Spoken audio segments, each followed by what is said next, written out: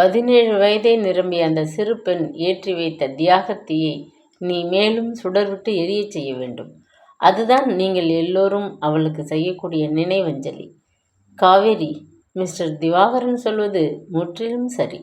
தாமோதரன் உன் பாஸ்போர்ட் எண், தேதி முதலியவற்றை பற்றி குறிப்பிட்டு கடிதம் போட்டதும் உடனடியாக போலீஸில் புகார் செய்து புகாரின் நகலை வாங்கி அவருக்கு அனுப்பு.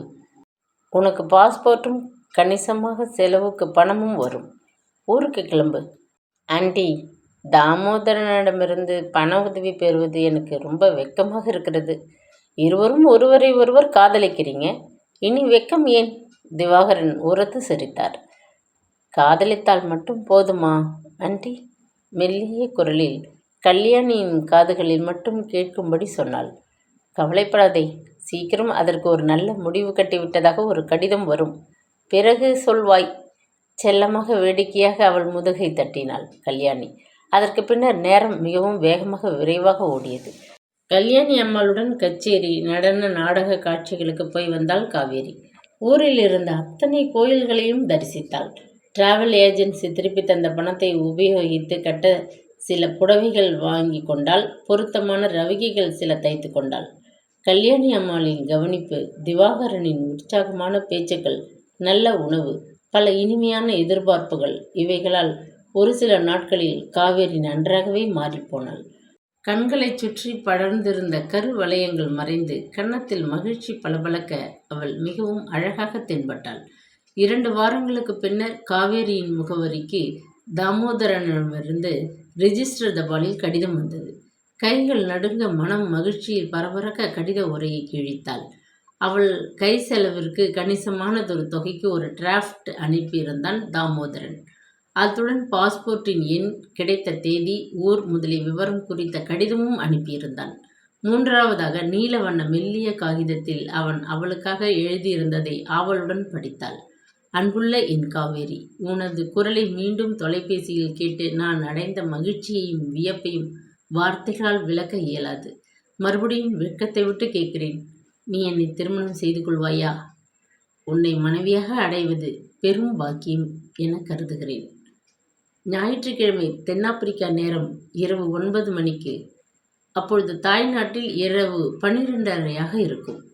அதாவது முகூர்த்த நாளாம். நண்பர் ஒருவர் சொன்னார். அந்த நல்ல வேளையில் உன் வாயால் உன் விருப்பத்தை தொலைபேசி மூலம் கேட்க ஆசைப்படுகிறேன். எனது ஃபோனுக்காக காத்திரு. 4 நட்சத்திரம் பார்க்கிறேனே என்று உனக்கு வேடிக்கையாக இருக்கிறதா?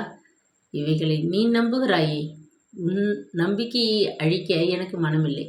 உன்னுடன் எல்லா விஷயங்களிலும் ஒத்துப்போவது என்ற முடிவுடன் தான் எழுதுகிறேன். நல்ல எதிர்பார்ப்புடன் காத்திருப்பேன். அன்பன், தாமோதரன். ஆண்டி என்று ஆனந்தத்தில் பேச முடியாது திணறி காவேரி கடிதத்தை கல்யாணி அம்மாளிடம் கொடுத்தாள். அதை படித்துவிட்டு முறுவலித்தாள் அவள். என்ன பதில் சொல்லப் போகிறாய் காவேரி? வேடிக்கையாக அவள் கன்னத்தை கிள்ளினாள். என்ன பதில் சொல்வேன் என்று நினைக்கிறீங்க? I love you Thamu. அவர் மணக்க ஆசைப்படுவதை கடிதத்தில் தெரிவித்திருக்கிறார். ஃபோனில் என் பதிலை கேட்கப் போகிறார். இந்த பிறவியிலும் இனி எடுக்கப் போகும் பல பிறவிகளிலும் உங்களே தான் மணக்க விரும்புகிறேன் சொல்லப் போகிறேன். பலே பலே. சமீபத்தில் உன்னை நான் சில பழைய தமிழ் சினிமா படங்களை பார்க்க அழைத்து போனேன் இல்லையா? அதனுடைய பாதிப்பு. பரவாயில்லை, தாமோதரன் நல்ல மனிதன். என்னை சந்தோஷமாக வைத்து காப்பாற்றப் போகும் ஒரு கண்ணியமானவர், மனதிற்கு இனியவர். அவரை நான் காதலிக்கிறேன். கடைசி மூச்சு வரை அவரது உண்மையான மனைவியாக இருந்து அவரது எல்லா பணிகளிலும் அவருக்கு துணையாக இருப்பேன். அதுதான் ஒரு தமிழ் பெண்ணுக்கு அழகு. இனி முகூர்த்த புடவை, நகைகள் இவைகளை பற்றி சிந்திக்கணும். கடைகளுக்கு அலையணும். ஆமாம், நான் யார் வீட்டைச் சேர்ந்தவள் தெரியலையே.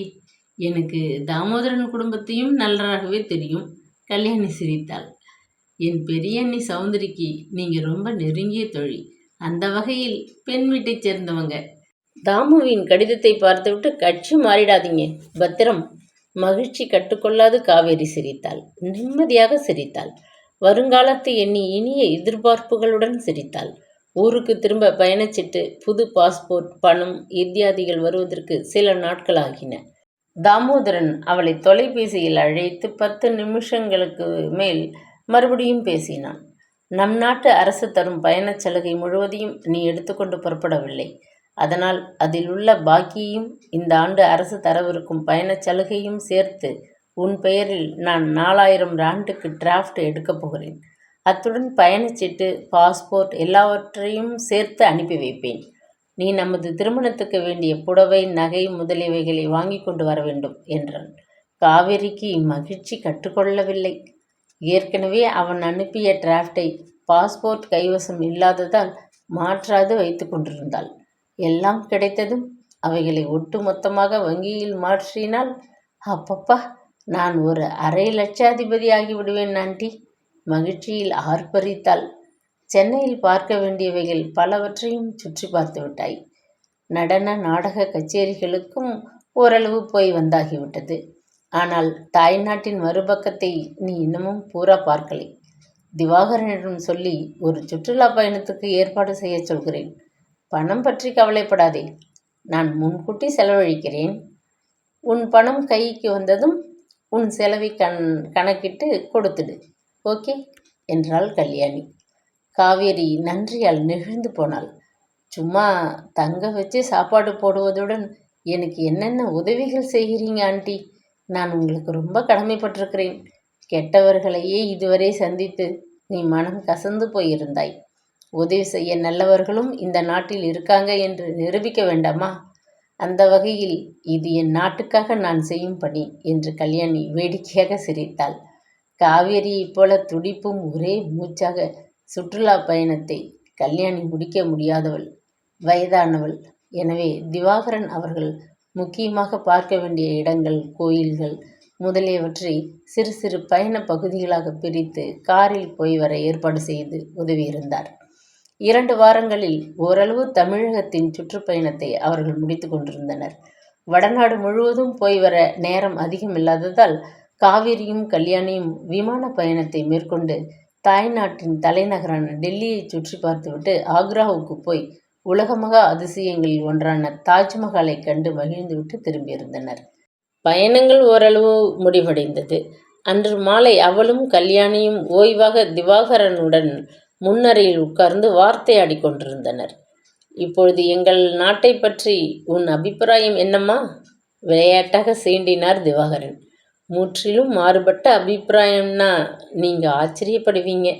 மகாபலிபுரத்து சிற்பங்களை பார்த்து திகைச்சு போய் நின்னுட்டேன்.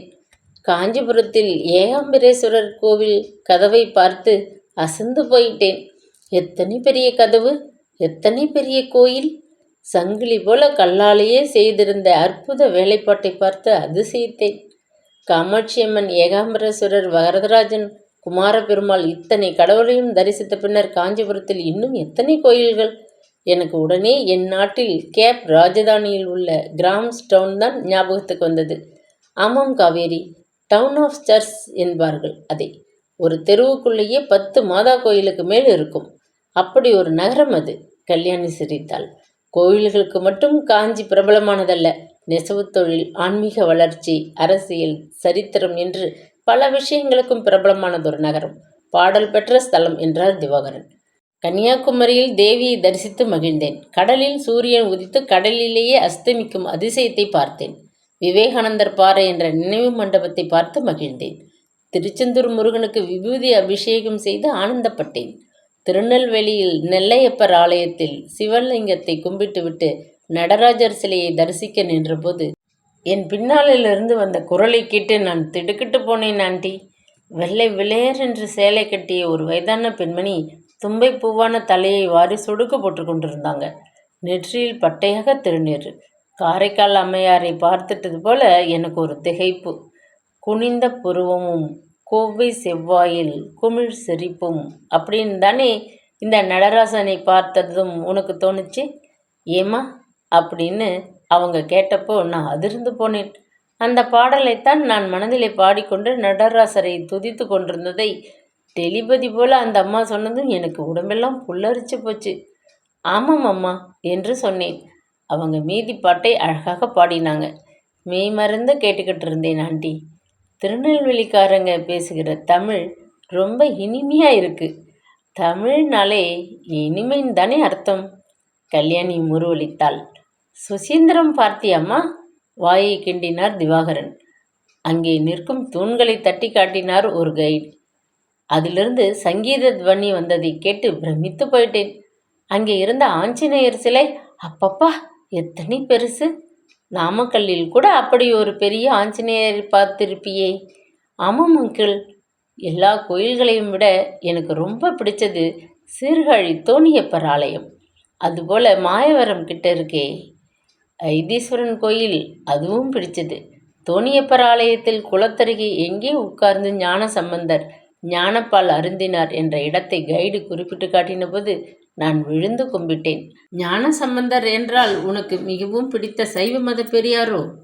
சமயக்குறவர் நால்வரை பற்றிய கதை பூராவும் எங்கள் நாட்டு பெண்களுக்கு தெரியும். கோயிலில் குரு பூஜை செய்யும் பொழுது என் பெரியண்ணியைப் போல தமிழில் நல்லா பேச தெரிஞ்சவங்க அந்த பெரியாரை பற்றி உபன்யாசம் செய்வாங்க. நாங்கள் கூட்டமாக அவர்கள் இயற்றிய பதிகங்களை இடையிடையே பாடுவோம். எனக்கு அது மாதிரி திருக்கூட்டங்களில் பாட ரொம்ப பிடிக்கும். சாதாரணமாக திங்கட்கிழமை மாலை பிரார்த்தனையின் போது நாங்கள் கோயிலில் தோடுடைய செவியன் என்ற தேவாரத்தை முதலாவதாக ஆரம்பித்து பாடுவோம். அதனால் அந்த பாட்டு தோன்றிய இடம்னு மனம் கனிந்து வணங்கினேன். பரவாயில்லை, உனக்கு தெய்வ பக்தி ரொம்பவும் இருக்கு என்றார் திவாகரன். எங்கள் நாட்டு பெண்கள் பலருக்கு தேவார திருவாசகம் மனப்படமாக தெரியும். தமிழில் படிக்க தெரியாட்டி கூட அதை இங்கிலீஷில் எழுதி வச்சு கொண்டு படித்து பாட தெரிஞ்சு கொள்வதில் ரொம்ப ஆர்வம். வைத்தியநாத ஈஸ்வரர் ஆலயம் என்பதை இங்கேயுள்ள வைத்தீஸ்வரர் கோவிலின் நினைவுக்காக எங்கள் மூதாதையர்கள் அம்கேனி ஆற்றங்கரை ஓரத்திலே கட்டி வைத்தார்கள். அதனால் ஒரிஜினல் வைத்தீஸ்வரர் ஆலயத்தை பார்த்து வழிபட விரும்பினேன். நியாயம்தானே? பலே பலே, நீ ரொம்ப நன்றாகவே பேசுகிற, சிரித்தார் திவாகரன். ரொம்ப நன்றாக பாடுவா, நல்ல குரல், பெரியண்ணிக்கிட்ட நல்ல பாடம் கிடைச்சிருக்கு. ஆண்டி, வைத்தீஸ்வரன் கோயிலில் நான் எனக்கும் தாமோதரனுக்கும் அர்ச்சனை செய்ய சொல்லிட்டு சாமி சன்னதியில் நின்னப்போ என் மனதிலே நாங்கள் எங்கள் ஊர் கோயிலில் பாடும் அத்தனை பாட்டும் நினைவில் வரவே எனக்குள்ளேயே பாடிக்கொண்டேன். காதலாகி கசிந்து கண்ணீர் மல்கி ஓதுவார் தம்மை நன்னெறி குய்ப்பது வேதம், நான்கினும் மெய்ப்பொருளாவது நாதன் நாமம் நமச்சிவாயவே என்பதை எனக்குள் பாடியபோது நான் சிரித்து விட்டேன். ஆமாம், ஏன் சிரிக்கிறேன்னு கூட நான் கேட்டேனே, பிறகு சொல்கிறேன் நீயே, கல்யாணி தூண்டினாள். பூஜை நடுவில் கரடி போல அதை பேசக்கூடாதுன்னு மனதுக்கு கடிவாளம் போட்டுக்கொண்டேன். திடீரென்று எனக்கு தாமோதரன் நினைப்பு நெஞ்சு பலமாக அமுக்கிடுச்சு. ஒரு தடவை அவங்க அம்மா உசுரோடு இருந்தப்போ குரு பூஜை போது நான் இதை தனியாக பாடினேன். தாயாரை அழைச்சிட்டு போக வந்த தாமோதரன் வெளியே சுவர் ஓரமாக கேட்டுக்கொண்டு நின்றார். நான் வெளியே வந்தப்போ என்கிட்ட ஓடி வந்தார். ரொம்ப உருக்கமாக அழகாக பாடினேன். ஆமாம், காதலாகி கசிந்து கண்ணீர் மல்கின்னு பாடினாயே, யார் மேல் அப்படி உனக்கு காதல்? அபச்சாரம், விளையாட்டாக பேசாதீங்க. சம்பந்தர் ஓதிய பதிகம் கடவுள் மேல் காதல். ஓ, உனக்கு கடவுள் மேல் காதல், எனக்கு அரசியல் மேல் காதல். அந்த இரண்டு காதலும் இணைஞ்சா என்று அவர் கூறி முடிக்கும் முன்பு ஒரே ஓட்டமாக ஓடி எங்கள் வீட்டு காருக்குள் ஏறி உட்கார்ந்து விட்டேன். தாமோதரன் ரொம்ப குறும்புத்தனமாக பேசுவார். அதை நினைச்சு சிரிச்சேன் ஆண்டி. இப்போ எப்படி நிலைமை? கல்யாணி அவள் கன்னத்தை செல்லமாக கிள்ளினாள். அரசியலும் ஆன்மீகமும் இணைஞ்சு போச்சு இல்லையா? பிடிச்சதோ பிடிக்கலையோ, தன் மனைவி கோயிலுக்கு போய் வருவதை தாமோதரன் கட்டுப்படுத்த மாட்டார். அவரது அரசியல் கொள்கைகளை நானும் கட்டுப்படுத்த மாட்டேன். ஓரளவுக்கு துணையாக இருப்பேன். அடிசக்கை, காவேரி ரொம்பவும் துணிவை பெற்றுவிட்டாள். உன் கல்யாணத்தன்னைக்கு சக்தி விநாயகருக்கு அபிஷேக ஆராதனை செய்துட்டு கல்யாணி அம்மாள் வீட்டில் நாங்கள் விருந்து சமைத்து நண்பர்களை கூப்பிட்டு அந்த வைபவத்தை கொண்டாடி விடுவோம். அங்கே நாங்கள் வர முடியாவிட்டாலும் எங்கள் ஆசிகளும் வாழ்த்துகளும் பறந்தோடி வந்து சேர்ந்துவிடும், சிரித்தார் திவாகரன். காவேரி அந்த நாளை கற்பனை செய்தபடி அவர்களுடன் சேர்ந்து மகிழ்ச்சியுடன் சிரித்தாள். சில நாட்களில் அவள் எதிர்பார்த்த பாஸ்போர்ட், டிராஃப்ட், பயணச்சீட்டு எல்லாம் கிடைத்தன. அவ்வளவுதான். காவேரி மிகவும் பரபரப்படைந்தாள். திவாகரன் உதவியுடன் விமான பயண அலுவலகத்திற்கு சென்று தேதி விவரங்களை சரிபார்த்து கொண்டாள். வங்கியில் டிராஃப்டுகளை மாற்றி சில ஆயிரங்களுக்கு டிராவலர் செக்காகவும் மீதி பணமாகவும் எடுத்துக்கொண்டாள். கல்யாணி அம்மாளுடன் கடைத்தெருவுக்கு சென்று தயாராக செய்து வைத்திருக்கும் நகைகளில் தனக்கு பிடித்தமானதொரு சிவப்பு கல் நெக்லஸும் தோடும் கை வளையலும் வாங்கி கொண்டாள். விசேஷங்களுக்கு போய் வர சில புடவைகள், அவைகளுக்கேற்ற ஜாக்கெட்டுகள், மேக்சிகள், இரவு உடைகள் எல்லாம் வாங்கி குவித்து கொண்டாள். கல்யாணி அம்மாளின் ஆலோசனைப்படி தாமோதரனுக்கு பட்டு வேட்டியும் உதிரியும் பட்டு சிப்பாவும் வாங்கி கொண்டாள். அரக்கு வண்ணத்திலே ஜரிகை ஊசி வானம் போட்ட முகூர்த்த புடவையும் தகுந்த ரவிக்கையும் எடுத்து கல்யாணி அம்மாளுக்கு தெரிந்த கடையில் திருமங்கல்யம் செய்ய கொடுத்து விரைவில் வாங்கி சக்தி விநாயகர் கோயிலில் பூஜையில் வைத்து எடுத்து பயணத்திற்கு புதிதாக வாங்கிய பெட்டியில் நிறைத்து கொண்டாள். தோழிகளுக்கு கொடுக்க சந்தன சோப்புகள், தங்கள் வீட்டு பூஜை அறையில் உபயோகிக்க சந்தன பவுடர் டப்பாக்கள், ஊதுபத்தி கத்தைகள் என்று பெட்டியை நிறைத்து கொண்டாள். கல்யாண விருந்துக்கு சில அப்பளக்கட்டுகளை வாங்கி ஓவர் நைட் பையில் திணித்து கொண்டாள். இவைகள் எல்லாம் டர்பன் விக்டோரியா தெருவில் உள்ள இந்தியர் கடையிலேயே கிடைக்கும். அங்கே கிடைக்காத பொருள் ஏதாவது உண்டா என்று கல்யாணி கேட்டாள். ஒன்று உண்டு, சம உரிமை கிடைக்காத விஷயம். இவைகளை என் கையாலேயே என் கல்யாணத்துக்கு தாய் நாட்டில் வாங்கினேன் என்று காலம் முழுவதும் ஒரு இனிப்பான நினைவுக்காக வாங்கி கொண்டு போகிறேன் ஆண்டி என்றாள் காவேரி. அவளது வற்புறுத்தலை தாளாது கல்யாணி அம்மாளும் அவளுடன் விமானத்தில் பம்பாய் வரை பயணப்பட்டாள். இருந்த பொழுதில் ஒரு டாக்ஸியில் பம்பாய் நகரை சுற்றி பார்த்து மகிழ்ந்த காவேரி ஏர் இந்தியாவில் மொரீஷியஸ் வரை பயணப்பட செக்யூரிட்டி முதலான விமான நிலைய சட்டத்திட்டங்களுக்கு உட்பட்டு கல்யாணி அம்மாளுடன் விடைபெற அருகே வந்தபோது ஆனந்தமும் துயரமும் கலந்த உணர்வில் திணறி போனாள். Wish you all the best Kaveri. இப்போ தாய்நாட்டின் மறுபக்கத்தை நன்றாகவே பார்த்துட்ட இல்லை? அவளை அன்புடன் தழுவியபடி கேட்டாள். தாய்நாட்டின் மறுபக்கம் இத்தனை அழகாக அன்பு நிறைந்த பண்பாளர்களுடையதாக கலாச்சாரம் மிகுந்த ஆன்மீக ஒளி வீசும் ஒரு பக்கமாக இருப்பதை கண்டேன் ஆண்டி. நம் நாடு is really a great country. அதிலிருந்து என் மூதாதையர் வந்தனர் என்ற பெருமையோடு விடைபெற்றுக் கொள்கிறேன் ஆண்டி என்று ஆனந்தத்தில் அழுதபடி கிளம்பினாள். மொரீஷியஸ் தீவை அடைந்ததும் அவள் அடுத்த விமானத்திற்கு அதிக நேரம் காத்திருக்க தேவை இருக்கவில்லை. ஏர் மடகாஸ்கர் ஏர் இந்தியாவில் வரும் பயணிகளுக்காக காத்திருந்தது. சிறிது நேரமே டிரான்சிட் லவுஞ்சில் உட்கார்ந்திருந்தாள். ஏர் மடகாஸ்கர் தலையிலிருந்து எழும்பி டர்பன் நகரை நோக்கி வானத்தில் பறந்தபோது ஏறக்குறைய 3000 மைல் தூரத்தில் அவள் இருந்த போதிலும் அவள் கண்களில் தாமோதரன் விமான நிலையத்தில் காத்திருக்கும் காட்சி தெரிந்தது. மனம் உணர்ச்சி கொந்தளிப்பில் படபடவென்று அடித்து கொண்டது. இரவு 10 மணி அளவில் விமானம் டர்பன் நகரை நெருங்கியது. இன்னும் சில நிமிடங்களில் நாம் லூயி பொத்தா விமான நிலையத்தில் இறங்கப் போகிறோம். கேப்டன் டர்பன் நகரை சுற்றி வந்து உங்களுக்கு நகரின் இரவு கோலத்தை காட்டப்போகிறார். கண்டு மகிழுங்கள். எங்களுடன் நீங்கள் பயணம் செய்தது பற்றி மிக்க மகிழ்ச்சி. நன்றி. தேன் கலந்த குரலில் விமான பணிப்பெண் ஒலிபெருக்கியில் கூறியதும் பயணிகளுக்குள் ஒரே பரபரப்பு. நீல வானத்தடியே யாரோ வைரக்கற்களை வாரி இறைத்தார் போல ஆயிரக்கணக்கான மின் விளக்குகள் கண் சிமிட்ட டர்பன் நகர் கோலாகலமாக தெரிந்ததைக் கண்டு உணர்ச்சி வசப்பட்டு போனாள். பிறந்த நாடு என்றாலே அதற்கு ஒரு தனி ஈர்ப்பு உள்ளதே. அவள் நெஞ்சு விம்மி கண்கள் கலங்கி போக மகிழ்ச்சியும் துன்பமும் கலந்த ஒரு வினோதமான உணர்வுடன் கையும் காலும் பதற ஜன்னல் வழியே தான் பிறந்து வளர்ந்த ஆளான தன் ஊரை ஆவலுடன் பார்த்தாள். விமானம் தரையை தொட்டு சீறிக்கொண்டு ஓடி நின்றது. போர்ட் ஹெல்த் அதிகாரிகள் உள்ளே நுழைந்து பயணிகளின் சீட்டுகளை பரிசோதித்த பின் பயணிகள் இறங்க அனுமதிக்கப்பட்டனர். அந்த சில நிமிஷங்களில் காவேரியின் நெஞ்சு வெடித்துவிடும் போல் துடியாக துடித்தது. நீ ஊருக்கு திரும்பி வரப்போவதாக உன் அண்ணனிடம் அவரது கடைக்கு போய் சொன்னேன். எனக்கு காவேரி என்று ஒரு தங்கை இருந்தாள், ஆனால் இப்போது இல்லை என்று அசட்டையாக பதிலளித்து விட்டார். கவலைப்படாதே, நான் உனக்காக நிலையத்திற்கு வந்து காருடன் காத்திருப்பேன், தாமோதரன் தொலைபேசியில் சொல்லியிருந்தான். மொரீஷியஸ் தீவுக்கு உல்லாச பயணம் செய்ய போயிருந்த நண்பர்களையும் தாய்நாட்டுக்கு விஜயம் செய்ய போயிருந்த உறவினர்களையும் வரவேற்க நிலையத்தில் ஒரு திருவிழா போன்ற கூட்டம். அந்த பெரிய கூட்டத்திலே அவளை வரவேற்க ஒரே ஒரு ஆள்தான் வந்திருந்தான். காவேரியின் நெஞ்சை துக்கம் இறுக்கியது. சே, எதற்கு அழ வேண்டும்? இனி தாமோதரன் தானே அவளுக்கு உற்றார், உறவினர், நண்பர், கணவர் என்ற எல்லா சொந்தங்களுக்கும் உரிமையானவர். அவர் ஒருவர் வந்திருப்பது போதுமே என்று கன்னத்தில் உருண்ட கண்ணீரை விரலால் தட்டிவிட்டு மற்ற பயணிகளுடன் விமானத்திலிருந்து வெளிப்பட்டாள்.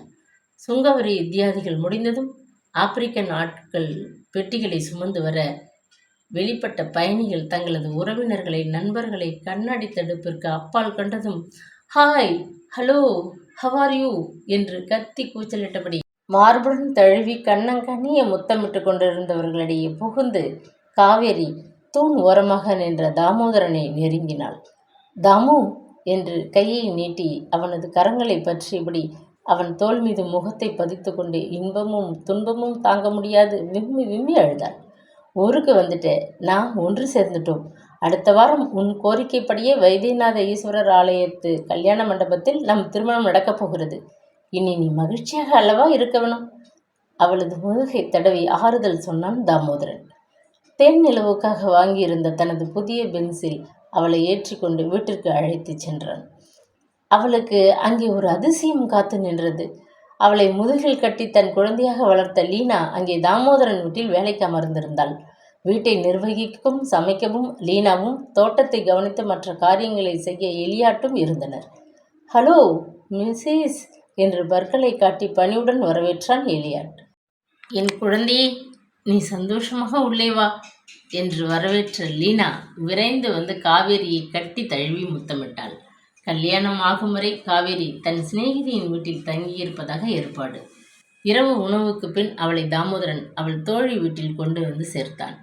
அவர்களது திருமணம் முன் ஏற்பாட்டின்படியே வைத்தியநாத ஈஸ்வரர் கோயில் கல்யாண மண்டபத்தில் மிகவும் எளிமையாக நடந்தது. கல்யாணத்திற்கு வெள்ளையர், கருப்பர் என்ற எல்லா இனத்து மக்களும் வந்திருந்தனர். செக்யூரிட்டி போலீஸ் அதிகாரிகளும் சாதா உடையில் வந்து கண்காணித்தனர். நாட்டின் பல பக்கத்திலிருந்தும் வாழ்த்து செய்திகள் வந்து குவிந்தன. தாய் நாட்டிலிருந்து கல்யாணி அம்மாள் வாழ்த்து தந்தி அனுப்பியிருந்தாள். அவள் வாங்கி தந்திருந்த அழகான பிரிண்டன் பட்டுப்புடவையை உடுத்தி கொண்டு அன்று மாலையே அவள் தன் கணவனுடன் தேன் நிலவுக்கு கேப்டவுன் புறப்பட்டாள். 1500 கிலோமீட்டர் தொலைவில் இருந்த கேப் நகரை அவள் ஆப்பிரிக்காவில் வசித்தும் இதுவரை பார்த்ததில்லை என்ற காரணத்தால் புதிய பென்ஸை தானே ஓட்டிக்கொண்டு அவளுக்கு தென்னாப்பிரிக்காவின் பார்லிமெண்ட் தலைநகரான கேப் டவுனை சுற்றி காட்ட புறப்பட்டான் தாமோதரன். இளவேநீர் காலர் தொடக்கம் வழியெங்கிலும் செடியும் மரங்களும் பூத்து குலுங்கின. 1000 குன்றுகளை வழியில் அவர்கள் பார்வையிட்டு கொண்டு நின்றபோது அவர்கள் தம்பதியர்களாக இப்பொழுது வந்திருப்பதை கொண்டாடும் பாவனையில் பள்ளத்தாக்கில் இருந்த அத்தனை கல்யாண முருங்கை மரங்களும் இலை தெரியாத பூக்களில் சிவந்து சிரித்தன. வழி நெடுகிலும் ஜெகரண்டா வெளிர் ஊதா பூக்களை உதிர்த்து கொண்டிருந்தன. அசோலியாவின் வண்ண வண்ண பூக்கள் கண்களை கவர்ந்தன. கேப் நகரத்திற்கு போகும் வழியில் கார்டன் ரூட் என்ற பாதையின் இருமருங்கிலும் ஆயிரக்கணக்கான புரோடியாக்களும் பார்பட்டன் டெய்சிகளும் சிங்கார பூக்களும் கொல்லென்று பூத்து அவர்களது தேன் நிலவு பயணத்தை மிக்க இனிமையாக்கி கொண்டிருந்தன. அப்பப்பா, எத்தனை பூக்கள்! இவைகளையெல்லாம் பார்க்கும்போது எனக்கு தாய்நாட்டில் பார்த்த ஒரு படத்தின் பாடல் ஞாபகத்துக்கு வருகிறது என்று கொஞ்சியபடி அவன் தோளில் சாய்ந்து கொண்டாள் காவேரி. கொஞ்சம் பாடேன், கார் ஓட்டும் களைப்பு எனக்கும் மாறும் என்றான் விளையாட்டாக அவன். 1000 மலர்களே மலருங்கள், அமுத கீதம் பாடுங்கள் என்று அந்த பாட்டை அவன் காதருகே மெல்லிய குரலில் பாடினாள். நீ பாடியது முற்றிலும் உண்மை. நமது வாழ்வு இனிமையாக இருக்க இந்த பல்லாயிரக்கணக்கான மலர்கள் காற்றில் அசைந்து சிரித்து கொண்டிருக்கின்றன. நமது வருங்காலம் அமுதமயமாக இருக்கப் போகிறது கூறியபடி அவளை தன் அருகே இழுத்து அணைத்து மகிழ்ந்தான் தாமோதரன். கேப் நகரில் அவர்கள் பார்ல் என்னும் இடத்தில் தாமோதரனின் நண்பரது விவசாய பண்ணைக்கு உள்ளிருந்த அழகான வீட்டில் தனியே தங்க அனுமதிக்கப்பட்டிருந்தனர். அந்த சில நாட்கள் அவள் கவலையெல்லாம் மறந்து கணவனுடன் கேப் நகரத்தின் முக்கிய இடங்களையெல்லாம் சுற்றி பார்த்து மகிழ்ந்து வேண்டிய பொருட்களையெல்லாம் வாங்கி குவித்து கொண்டு தாமோதரன் வாங்கி தந்த கோன் ஐஸ்கிரீமை குழந்தையைப் போல நக்கி சாப்பிட்டு சாக்லேட் துண்டுகளை எச்சிற்படுத்தி அவனுக்கு கொடுத்து மகிழ்ந்து உலகத்தையே மறந்து இன்பத்திலே திளைத்து போயிருந்தாள். எங்கே திரும்பினாலும் கண்களில் தெரியும் டேபிள் மவுண்டன் என்ற மலை மீது மின்விசை கம்பி வண்டி மூலம் அன்று காலை அவர்கள் போய் சேர்ந்தனர். யாரோ ராட்சசனுக்கு மேஜை போட்டு வைத்தது போல மலை உச்சி டேபிள் மவுண்ட் என்ற பெயருக்கு ஏற்றபடி ஒரே சமதளமாக இருப்பதைக் கண்டு வியந்தாள் அவள். அப்படியே நில்லுங்கள் என்று கூறி புகைப்பட கருவியுடன் ஓடி வந்து ஒரு புகைப்படக்காரர் போட்டோ எடுத்தார். பயணிகளை மகிழ்விக்க இப்படி ஒரு வியாபாரம் என்று சிரித்தபடி தாமோதரன் படம் எடுத்ததற்கு உண்டான பணத்தையும் அதை அனுப்பி தர வேண்டிய முகவரியையும் கொடுத்து ரசீதை தன் சட்டைப்பையில் வைத்து கொண்டான்.